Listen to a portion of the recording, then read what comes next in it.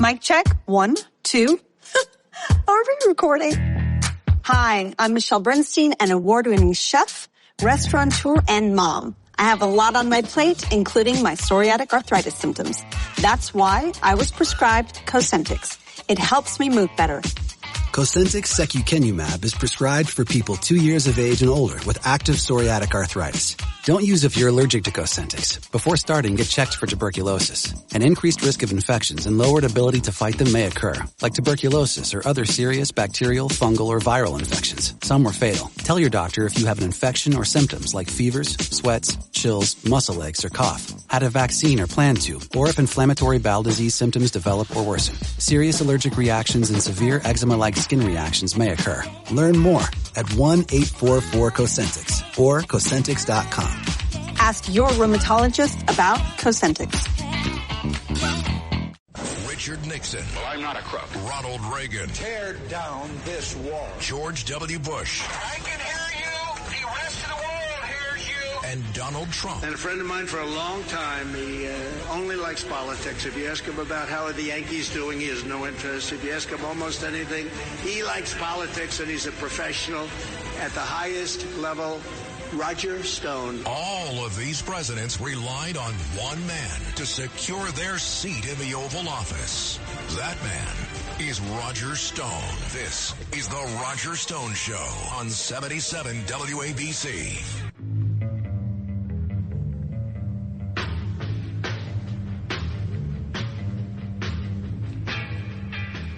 Welcome back.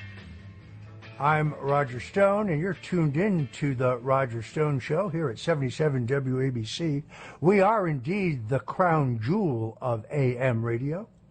I urge you yet again to go to the App Store and download the 77 WABC app directly to your cell phone so you don't miss any of the great programming that we have here at the most dynamic AM radio station on the face of the planet. And if you don't live in the greater New York, New Jersey, Connecticut area where I was born and grew up, you can still listen by going to WABCradio.com.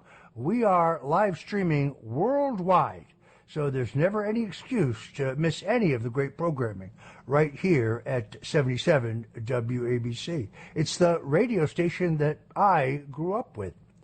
So joining us now is John Guandolo. John Guandolo is a veteran of the FBI. He's a 1989 U.S. Naval Academy graduate. He was a Marine infantryman and reconnaissance officer. He's a combat veteran of Desert Storm and other operations off the Bosnian coast in 1992. John Guandolo was an FBI special agent for 5 years in the criminal division, specifically working narcotics, and then shortly after 9/11 moved over to the counter-terrorism division. In 2006, John Guandolo created the first training program inside the government on the Islamic movement, including doctrine, strategy, network, and their modus operandi. He had been recruited out of the FBI in 2008 into the Department of Defense, working in the irregular warfare section, working for Rich Higgins. Higgins became Director of Strategic Planning for National Security Council under President Trump. When the program that John worked on was defunded under President Joe Biden, he went on to create a private organization to continue to work, training and educating military, law enforcement, and intelligence professionals, as well as state leaders and citizens, about the cabal of Islamic terrorists currently operating inside the United States. John Guandolo, thank you so much for joining the Roger Stone Show. Roger, it's great to be on with you. Thanks for having me. So, John, I first became aware of you a number of years ago in connection with a shocking story, which I still believe to be completely accurate, in which you said to multiple media outlets and in a number of interviews based on your very own sources that CIA Director John Brennan had in fact converted to radical Muslim. What say you?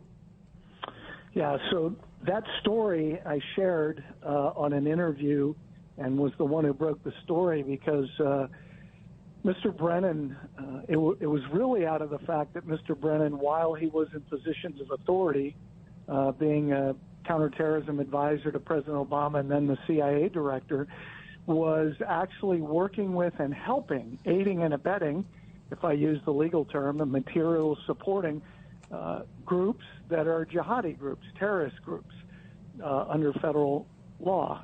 And he was going to their conferences and encouraging them and helping them with government support and taxpayer money, granting money, and really promoting their efforts, even though at the time he was doing it, in the largest terrorism financing trial in American history, which was adjudicated in Dallas, Texas in 2008, the U.S. versus the Holy Land Foundation trial, these organizations, for instance, the Islamic Society of North America, and John Brennan spoke at their conferences and promoted their leaders,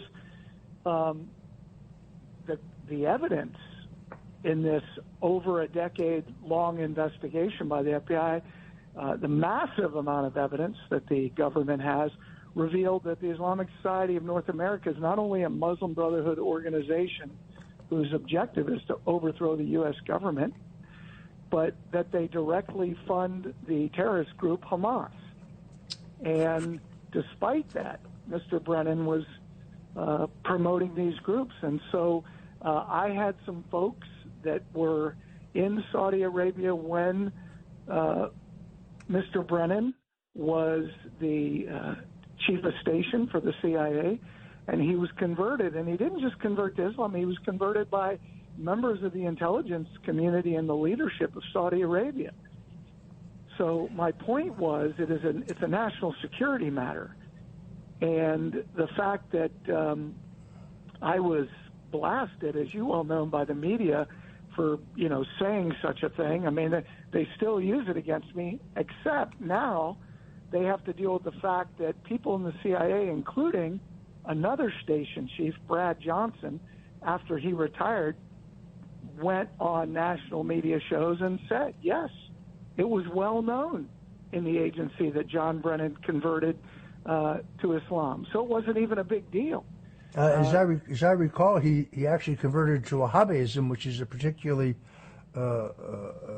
virulent strain of Islam. It is interesting that Brennan makes no bones about being a former communist. Said he voted for the Communist Party candidate for president. He also, as the station chief in Riyadh, this has been confirmed, he approved the visas for 4 of the men who hijacked the planes that hit the World Trade Center on 9/11. Yet, if you criticize him, and I have, when I criticized him, the judge in my case threatened to throw me in jail. You can't criticize John Brennan. I don't quite understand this. Right, and I think if there's a really key point, because I think this discussion is just a pathway to the bigger point, and that is Mr. Brennan is smack dab in the middle of a lot of what's going on right now with both the communist and jihadi movements in the United States, in that, creating the Brennan Center and basically targeting people like you and me who speak truth about these specific issues, and advancing and providing assistance and paving the way and opening doors for jihadis, what U.S. law would call terrorists, and members of the communist movement here in the United States. And that's we've done quite a bit of work. I've done quite a bit of work in putting out the evidence on that, but it doesn't matter, because as you have discussed in what I think is great detail, the Department of Justice certainly isn't going to go after a John Brennan because he's part of their club. He certainly skated. He certainly skated in the Durham report, because it's very clear that he was among those who was fully aware of the fact that the so-called Steele dossier was a fraud.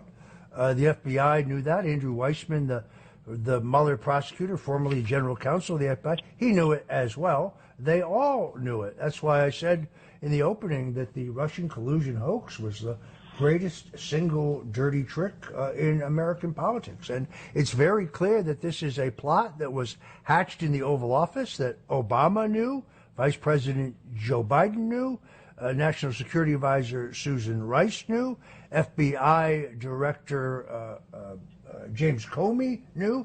John Brennan was a cheerleader for it on MSNBC every chance he got. They knew there was no Russian collusion between the Russian intelligence agencies and Donald Trump's campaign, but they tried to use what they knew was fabricated evidence to illegitimately and illegally not only make a presentation to the FISA court to get warrants to spy on Trump's associates and Trump himself, but while Mr.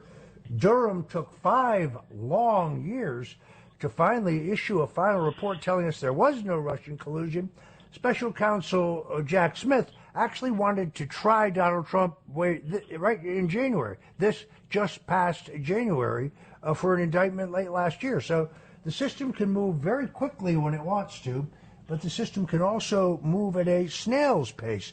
How ironic that the 5 years that Special Counsel John Durham took to investigate the Russian collusion hoax and ultimately tell us there was no evidence of Russian collusion took exactly as long as the statute of limitations, so that Hillary Clinton and Jake Sullivan and John Podesta and Barack Obama and Joe Biden and Susan Rice and the entire cabal completely avoid prosecution. It's really quite extraordinary. It is, and I think it goes to the quite frankly, the topic of our discussion today, which is how deeply is the government penetrated, and not just by terrorists, by jihadis, but by others, communists and others who are not necessarily ideologically aligned with these movements, the Islamic movement, the communist movement, but people who seek to undermine the constitutional republic. And you've got the number of people that are in the government who are part of these movements or collaborating with these movements is significant, to the point, I would say, and I would say this has been true for several years, is that the key components of the government, be it the Agriculture Department, the Health and Human Services, State Department, Treasury, the National Security staffs, the key intelligence agencies, are controlled by these people. And as we have, in the last 10 years, and even in the early and mid-2000s after 9/11, when I was asked to quietly go up on Capitol Hill and brief people, and then when I was in the DOD, we were doing direct briefings with senior leaders, former CIA, FBI, DOD or DIA directors, former attorney generals, national security advisors, and they were truly shocked at the level of penetration back then and how well coordinated these movements are. And that's the thing that I think is shocking when I speak to either am training military, law enforcement, federal agencies, and really I'm not allowed to train federal agencies now, but I do run programs where individuals who are FBI, Border Patrol, DEA will be in the classes, and they're shocked. But we get a lot of Joint Terrorism Task Force officers and analysts who say, I've been doing this 8 years. I've never heard any of the information you're presenting, and yet this information is critical to doing our jobs. And that right there is the point. Because when you look at, when I was in the FBI, I wasn't allowed to go to the 4th floor where the linguists were because they said I was offending them with the work I was doing by investigating terrorists. That's in the FBI Washington field office. It's the same. Inside these, I don't think people understand. People get that there's a problem. It is so much worse than people understand. And when you look at individuals, you and I have talked before, but about guys like Abdurrahman al-Amoudi, who was the advisor to President Clinton, was in the White House more than any other Muslim, founded almost 24 of the largest Muslim organizations in North America, was a goodwill ambassador for the State Department. He created the Muslim chaplain program in the Department of Defense, and yet he was the single most important financial courier for al-Qaeda and a senior Hamas Muslim Brotherhood leader in North America. And he got sentenced in 2004 to 23 years in federal prison. And yet Secret Service vetting, FBI vetting, they all said he was okay. And you've got guys like, an ISIS commander getting trained by State Department 5 times on weapons and tactics in the United States. And State Department just shrugs, yeah, well, we vetted him, so what do you want from us? And nobody's going to jail for this. Of course they're not. Nobody's getting fired, nothing. The federal government is catastrophically broken, and it is not going to get fixed in the next election cycle. And this is what people need to truly understand, that the work that my colleagues and I have been doing has been focused on the local level, the county level, because when we train counties and leaders in counties, be they just citizens or citizens and local officials and the sheriff, and they're all on board, you can literally clear these people out of your county once you understand who they are and where they are. But at the federal level, the penetration is so great. I give one more example, and then I'll let you bat around the questions. But, Mohammed Majid is a commissioner appointed by Mr. Biden, by the White House, to be a commissioner on the U.S. Council of International Religious Freedom. And he was the leader, he was the president and vice president of the single largest at the time Muslim Brotherhood organization in North America, Hamas organization, the Islamic Society of North America. And he's still the executive director of the Adams Center in Sterling, Virginia, which is a Muslim Brotherhood organization, Hamas organization. And he's welcomed with open arms all across the Washington, D.C. community, the State Department, all this stuff. So the level of penetration of terrorists, al-Qaeda, ISIS, Hamas, Hezbollah, that are inside and have been inside the government is shocking. And we're not even talking about other hostile movements like the communist movement and things like that. Folks, if you're just tuning in, I'm Roger Stone. We're here with former FBI agent and counter-terrorism expert John Guandolo. We're going to take a quick break, and we will be right back. This episode is brought to you by Progressive Insurance. Do you ever find yourself playing the budgeting game? Well, with the Name Your Price tool from Progressive, you can find options that fit your budget and potentially lower your bills. Try it at Progressive.com. Progressive Casualty Insurance Company and Affiliates. Price and coverage match limited by state law. Not available in all states. Now, here's Roger Stone. Thanks for tuning in. We're back on the Roger Stone Show. I'm talking to John Guandolo, a 1989 U.S. Naval Academy graduate, a proud veteran who served with distinction in Desert Storm as a Marine infantry and reconnaissance officer, then an FBI agent, later within the FBI, an expert on counter-terrorism. He joins us now to discuss the simple question of how deeply have Islamic terrorists infiltrated our country. We talked about this the other day, John. It seems to me that people in the national security apparatus, specifically tasked with relations with Iran, this fellow Robert Malley, a woman who works for her, Malley had his security clearance recently yanked, although the administration doesn't tell us why. This, I think, may be the greatest spy scandal since Al-Jarhiz. It is amazing. So Ariane Tabatabai was the chief of staff for ASD Solik, and she was an Iranian agent who reported directly to a senior IRGC or Iranian Revolutionary Guard Corps officer as her primary point of contact. And what I think is amazing is, for people that don't understand, ASD Solik, the Assistant Secretary of Defense for Special Operations and Low-Intensity Conflict, she was the Chief of Staff. And that means for all special operations in the Department of Defense, ASD Solik has an input on training, policy, preparations, operations, and execution of operations. It's fantastic. Like, that is a significant penetration. But I go back to not only the examples before, but what does this penetration mean? How does somebody like this pass security clearances and vetting processes in the government? And all I'm saying is the vetting process in the U.S. government is broken. It's non-existent.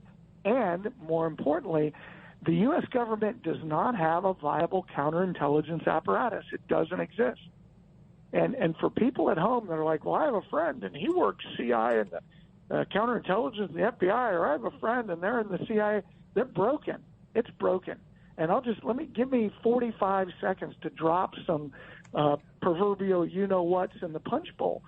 The CIA was putting young case officers in places like Pakistan, which is hostile, and Saudi Arabia, not an ally of the United States, hostile, in true name to be liaisons between the CIA and the host intelligence community. So that means that person can never do real covert counterintelligence ever. That's just number one. Number two, if you're a Cuban or Venezuelan or Chinese intelligence officer, first of all, your intelligence agency doesn't, like the CIA and the FBI, recruit people on the World Wide Web. It's unprofessional. You recruit people by identifying people who are the kind of people you need, and then you go after them, and you recruit them individually. When you open the door to mass people, this is why we've had jihadis become FBI agents, and some have been stopped somewhere in the process, but some have not.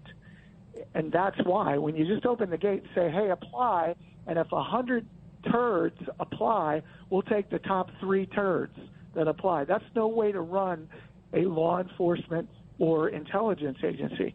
So these organizations, Chinese intelligence, they have multiple years that they train their people before they ever, and then go through a whole nother layer with language training and specialty training before they ever walk into a first world country like the United States or let's say some European capital. They're working in the third world first. They have all this whole protocol of how they do it. In the FBI, for instance, you go through a 4-week class and you get your counterintelligence certification. I mean, it's childish.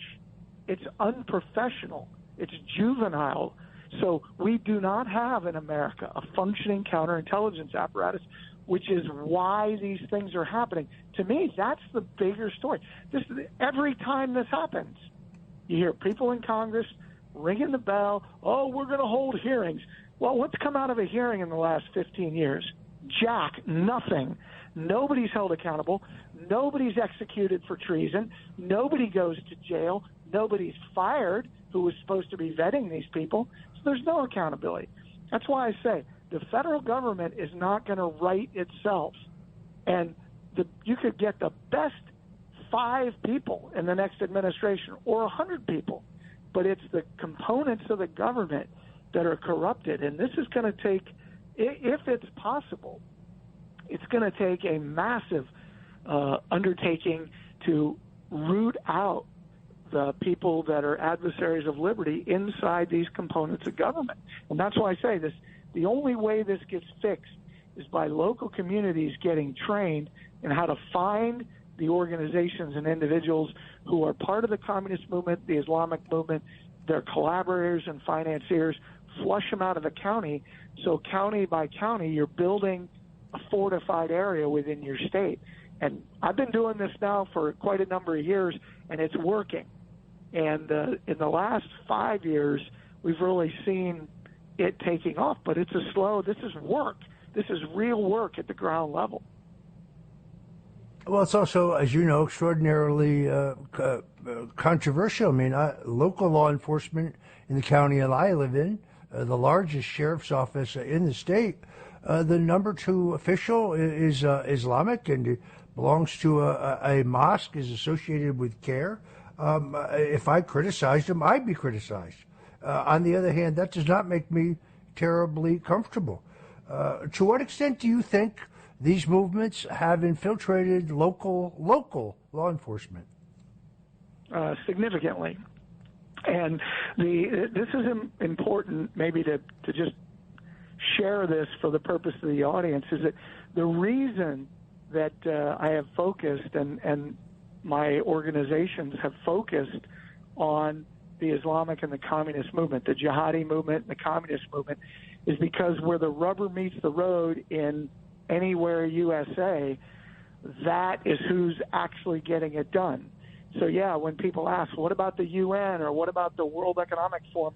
Of course, those are adversaries of liberty.